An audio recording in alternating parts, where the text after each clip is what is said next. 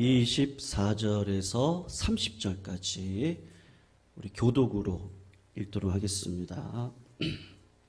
24절 제가 먼저 읽겠습니다. 예수께서 그들 앞에 또 비유를 들어 이르시되 천국은 좋은 씨를 제밭에 뿌린 사람과 같으니 사람들이 잘 때에 그 원수가 와서 곡식 가운데 가라지를 덧뿌리고 갔더니 싹이 나고 결실할 때에 가라지도 보이거늘 집 주인의 종들이 와서 말하되 주여 밭에 좋은 씨를 뿌리지 아니하였나이까? 그런데 어디서 생겼나이까? 주인이 이르되 원수가 이렇게 하였구나. 종들이 말하되 그러면 우리가 가서 이것을 뽑기를 원하시나이까?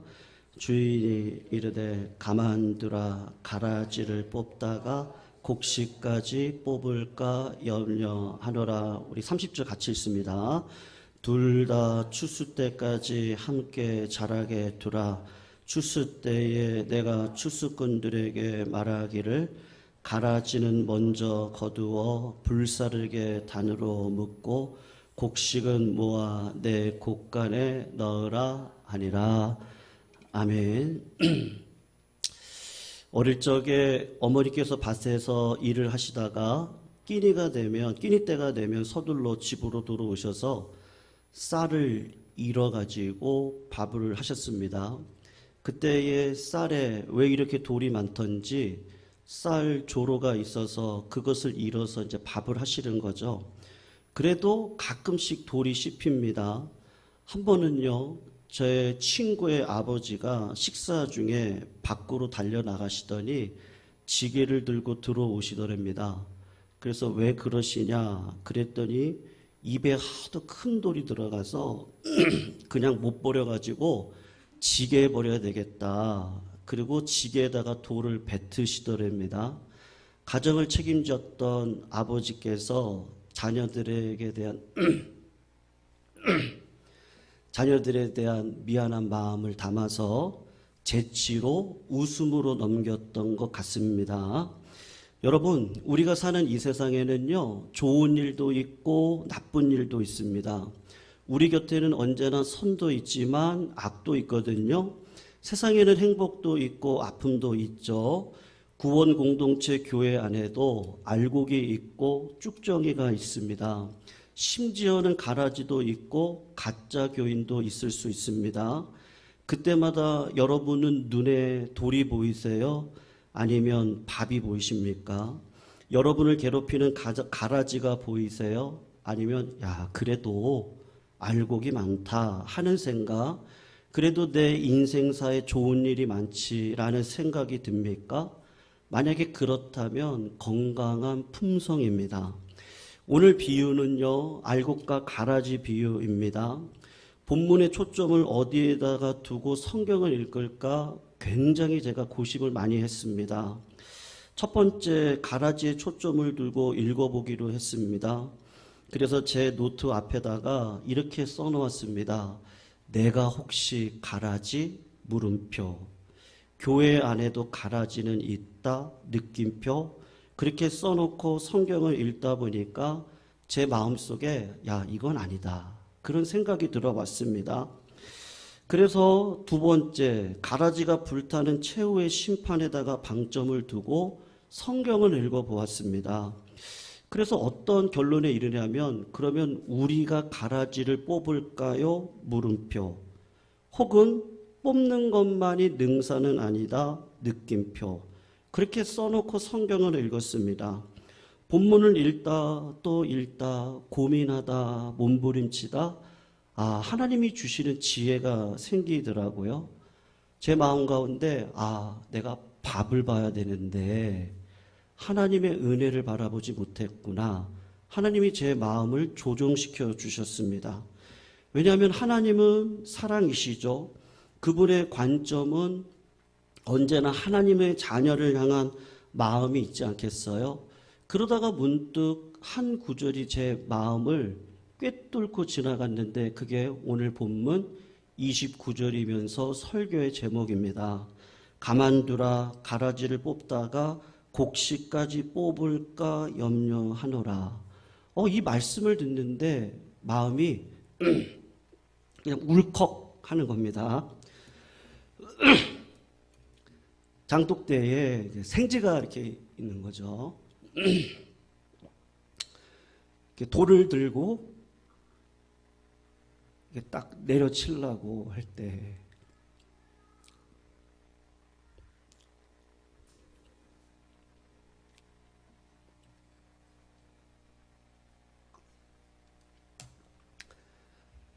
죄송합니다.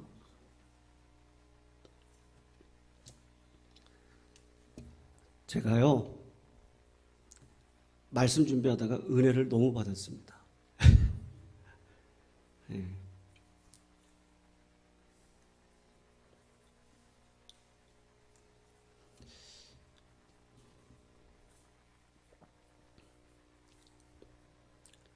부모의 그 하나님 아버지의 그 마음인 거죠. 장독대에 생지가 있습니다. 돌을 들고 생지를 이렇게 딱 쳐가지고 이렇게 죽이려고 하다 보니, 그러니까 이제 손을 그냥 이렇게 내려놓는 거죠. 그렇게 할까 하다가 이렇게 내려놓습니다. 왜 그렇습니까? 장독대가 깨질까 봐요. 그게 주인의 마음이죠. 하나님은 가라지 하나람을 뽑다가 그 알곡 신자가 다치는 게 하나님은 두렵습니다. 그래서 오늘 본문의 핵심은요, 성도님들을 향한 하나님의 사랑입니다. 오늘 비유를 말씀하실 때 24절에 천국은 이렇게 시작이 됩니다. 그러니까 알곡과 가라지 비유가 역시 천국 비유라는 것이죠. 여러분 머리에 천국이라는 말을 들을 때 어떤 생각이 드세요? 여기는 천국이 아니고 시간적인 차이를 두는 거죠. 그래서 내가 죽고 난 다음에 가는 곳이 천국이지. 그렇게 생각하시면 잘못 생각하시는 겁니다. 예수님의 제자들이 예수님에게 물었어요. 하나님의 나라가 어딨냐? 그랬을 때 예수님께서 이렇게 얘기하셨거든요. 여기도 있다, 저기도 있다. 그렇게 말하지 말고 하나님의 나라는 너희 마음 가운데 있다. 우리 주님이 말씀을 하셨단 말입니다.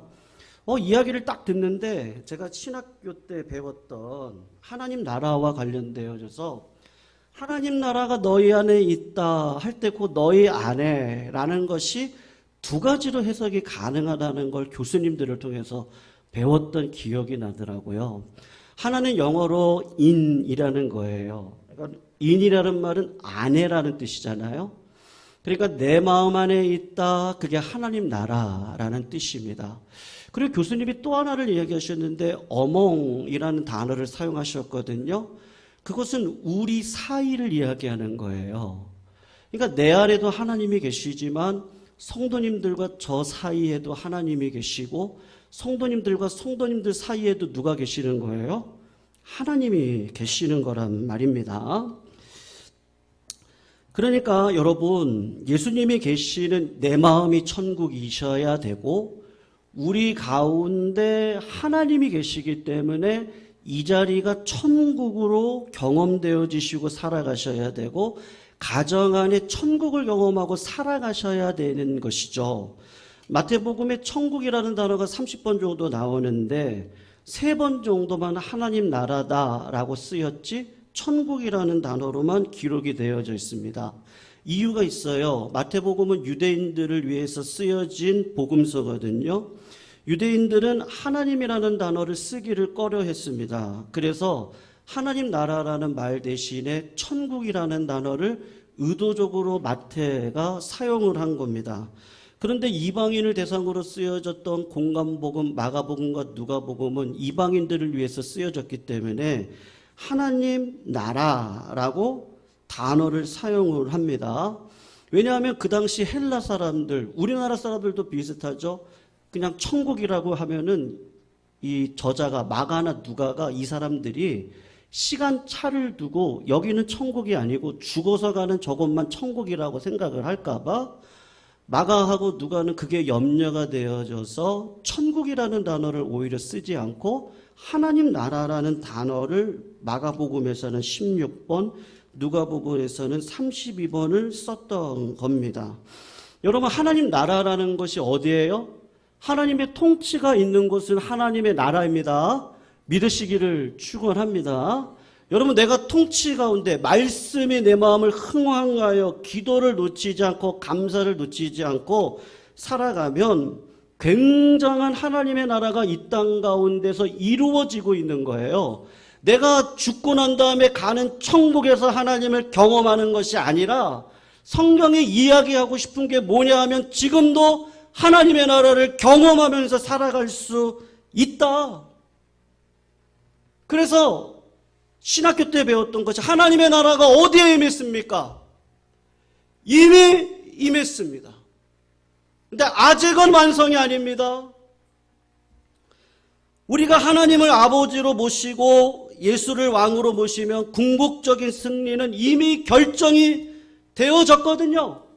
하나님 모시고 살아가면 내가 하나님 나라를 경험하고 살아갈 수 있는 거예요. 근데 문제는 뭔지 아십니까?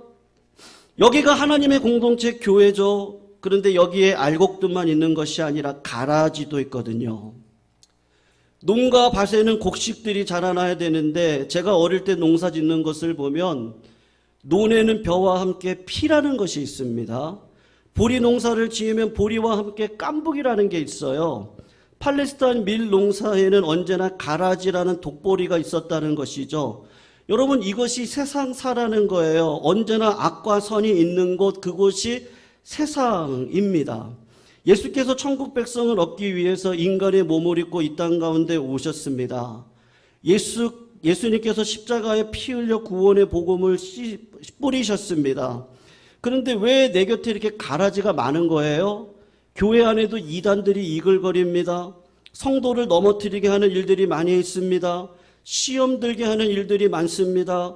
그래서 여기가 구원받은 공동체가 맞는가라는 생각이 선뜻 듭니다.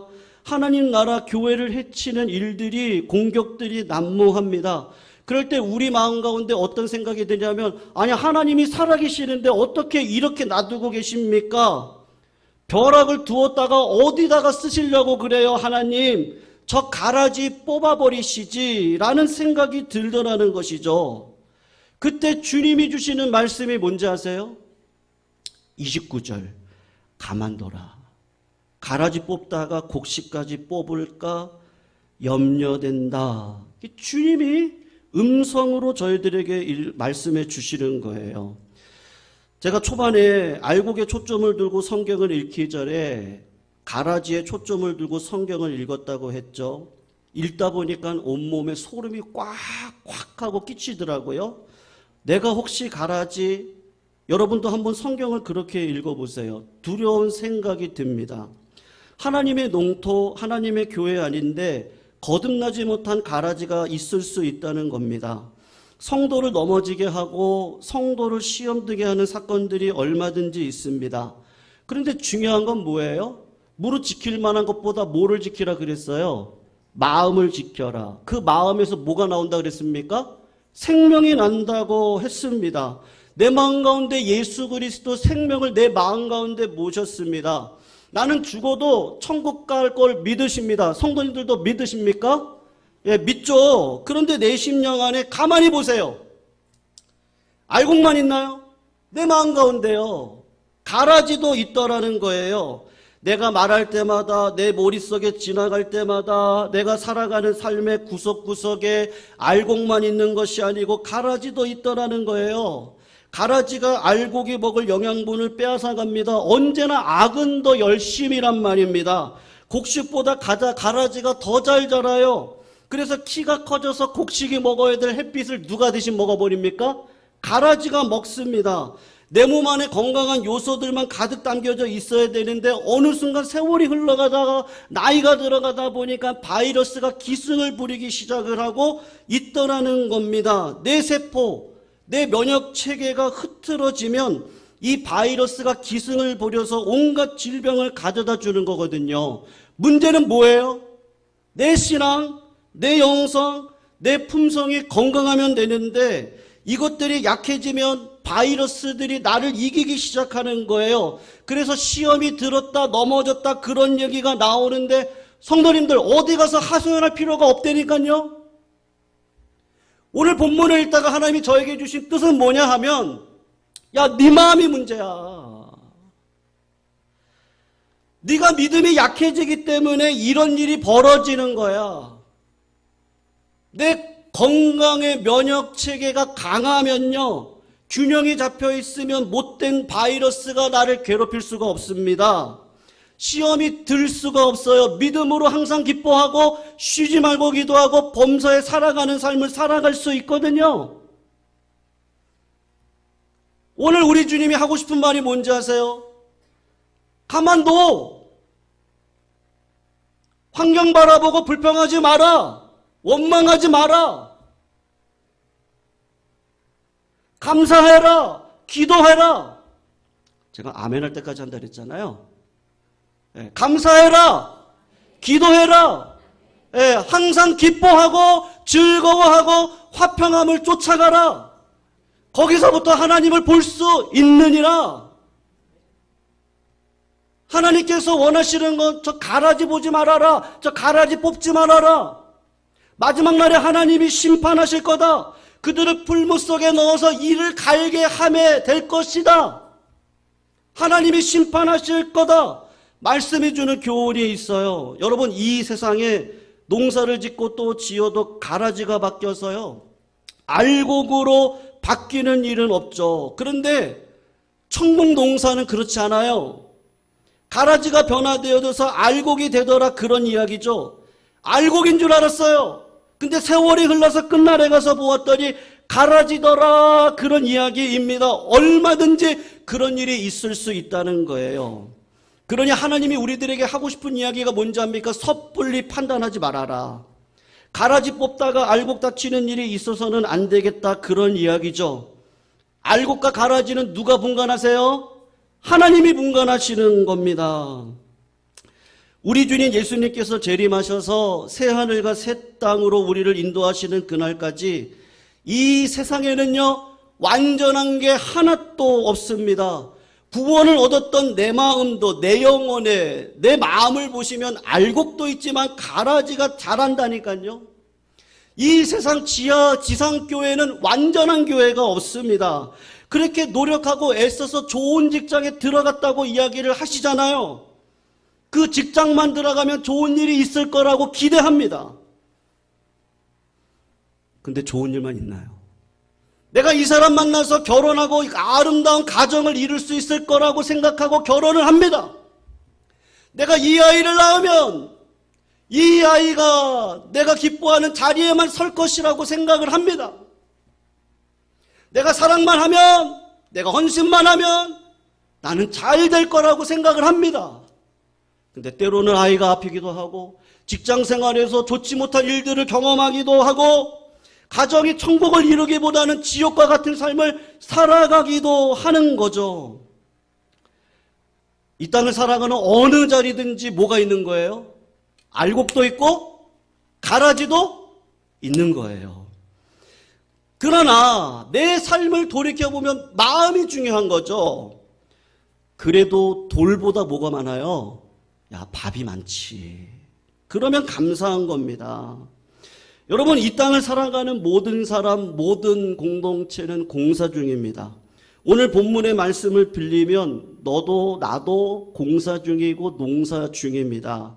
내 곁에 있는 사람들에게 아직 공사 중이니 죄송합니다, 그렇게 말하는 것이 옳은 일이죠. 왜냐하면 너도 공사 중, 나도 공사 중, 완성은 하나님 나라에 가야지 완성이 되는 거고, 지금은 알곡과 가라지가 같이 섞여서 살아가는데 주님이 뭐라고 말씀하시냐면 판단하지 말아라. 판단받지 아니하려거든 판단하지 말아라. 그리고 주님이 이야기하시는 게 뭐예요? 끝까지 서로 사랑해라. 가라지를 뽑을 생각하지 말아라. 그것은 하나님께 맡겨라.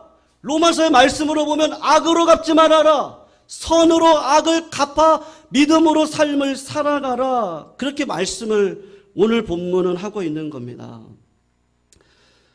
성도님들, 혹시 내 곁에 가라지라고 느끼는 그 사람에게 모든 에너지, 자양분을 빼앗기고 불행하게 사시는 분들이 있습니까?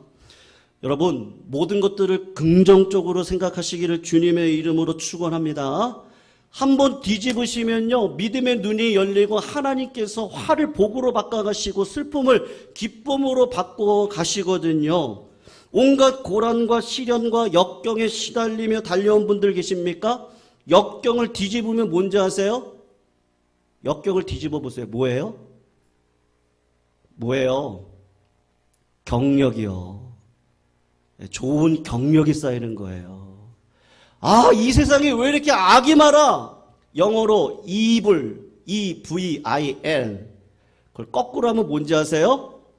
L-I-V-E. 리브가 되는 거예요. 왜 이렇게 악이 많아? 근데 믿음으로 견디고 기쁨으로 기도하며 걸어가며 하나님께서 살 소망을 주신다. 믿으시기를 축원합니다. 그리고 여러분 주변에 악한 것들 뿐입니까? 아니요. 밥이 더 많습니다. 형통한 길로 우리들을 인도해 갈 거거든요. 고난이 없으면 인생이 재미가 없어요. 고난이 있어야 도전도 하고 응전도 하는 거죠. 시련이 있어야 새로운 지혜가 나오고 기도를 하다가 하나님 앞에 능력도 받고 힘도 얻고 세상살이를 뛰어넘을 수 있는 하늘의 능력으로 성령의 충만함으로 이 땅을 살아갈 수 있는 거죠. 여러분, 그게 매기 효과거든요. 유럽 사람들은 대서양 태평양에서 잡은 청어를 좋아합니다. 그래서 어부들이 청어를 잡아다가 소금에 절여요. 그리고 몇 달 동안 배를 타고 옵니다. 근데 도착해보면 청어가 맛이 없어요. 노르웨이 어부가 큰 수저를 만들어 놓고 거기에다가 청어를 집어넣어요. 그리고 메기를 몇 마리 집어넣습니다. 메기가 이 청어를 잡으려고 막 쫓아다닙니다. 그러면 청어들이 도망을 다녀요. 도착할 때까지 메기가 청어를 따라잡으려고 그러고 청어는 살려고 도망을 치다 보니까 어떤 일이 벌어져요? 아, 죽지 않네. 도착해서 보니 죽을 시간을 놓쳐가지고 청어가 살아있더랍니다. 그래서 싱싱한 청어를 먹었다는 겁니다. 이게 메기 효과죠. 여러분, 메기가 청어를 먹었으면 얼마나 먹겠어요? 성도님들, 고난이 왔을 때 그 고난이 여러분들의 삶을 해치면 얼마나 해치겠어요? 한번 해볼 만하지 않겠습니까? 여러분들의 삶에 그것을 뭐라고 해야 될까요? 내 마음을 먹으면 얼마나 먹겠습니까? 여러분들의 믿음을 무너뜨리면 그 고난이 얼마나 무너뜨리겠습니까? 여러분들을 밟으면 얼마나 밟겠냐고요? 견뎌내시기를 주님의 이름으로 축원합니다. 우리는 반드시 일어설 겁니다. 승리는 이미 결정되어졌습니다. 우리에게 구원을 주시는 분은 하나님이십니다. 심판을 하실 분도 하나님이신 거죠. 여러분, 중요한 건 뭐예요? 내 마음이요. 어느 시대, 어느 때에도 여러분 곁에 추수권을 자처하는 사람들이 있었습니다. 여러분을 뽑겠다고 나서는 사람들이 있었어요. 근데 하나님이 지켜주실 거예요. 예수님 곁에 누가 있었는지 아십니까? 바리새인과 서기관들이 있었습니다. 그 사람들은 자기들이 의로운 사람들이라고 생각했습니다.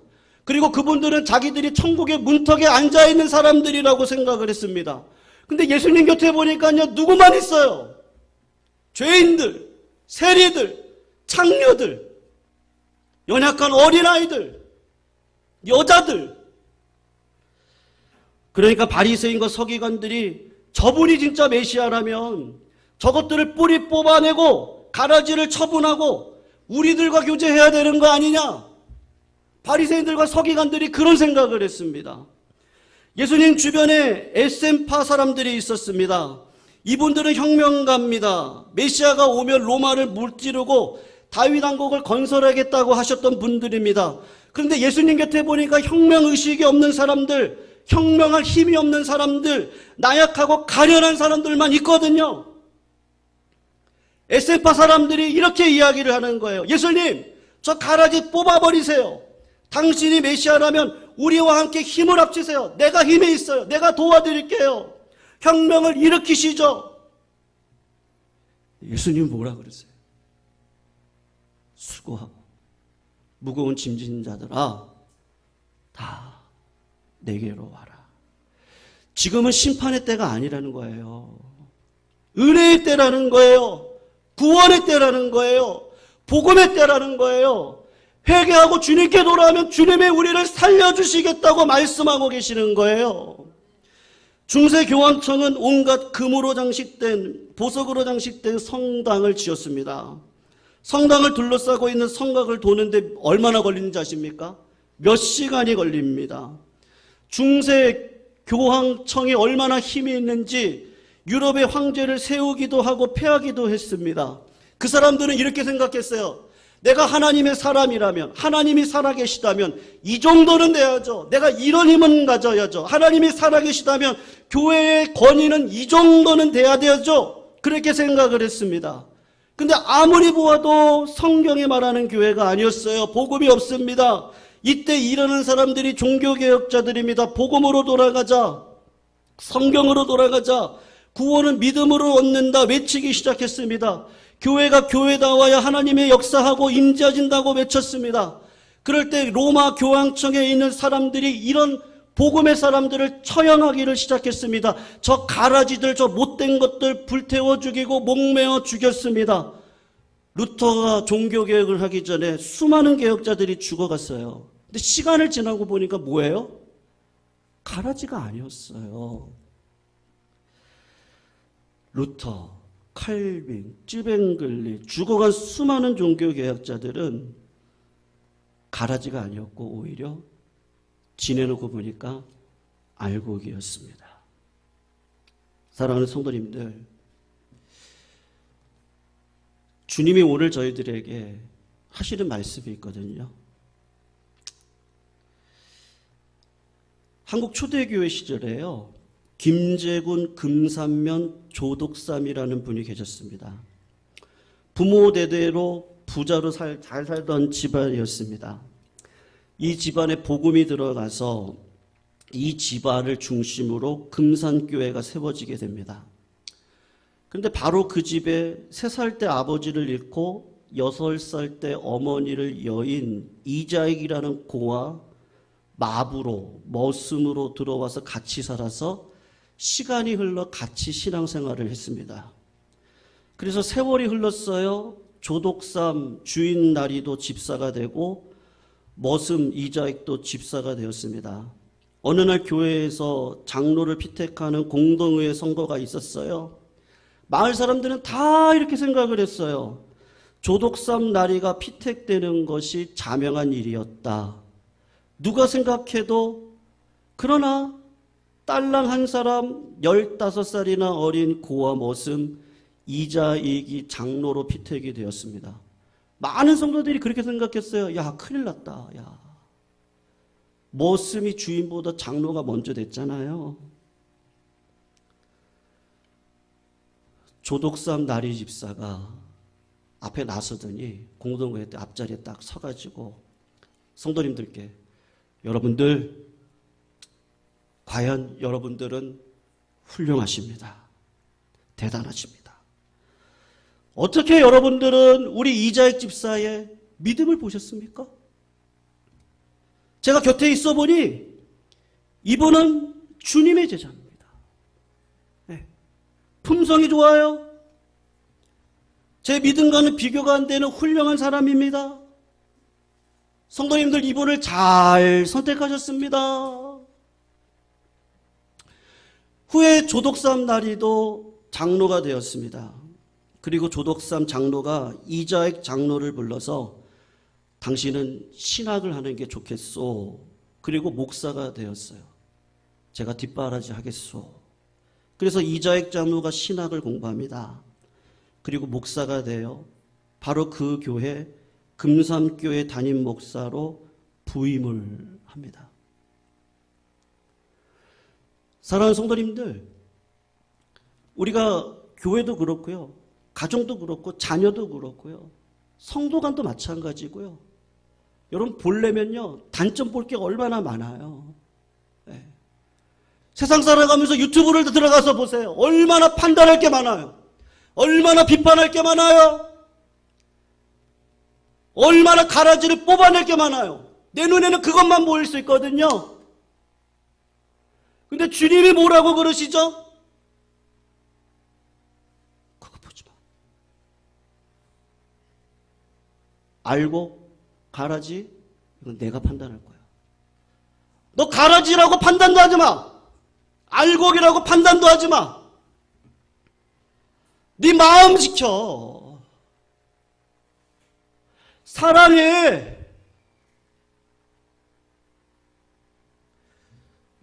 제가 이 말씀을 딱 이렇게 묵상하고 하는데요. 딱 제 이야기더라고요.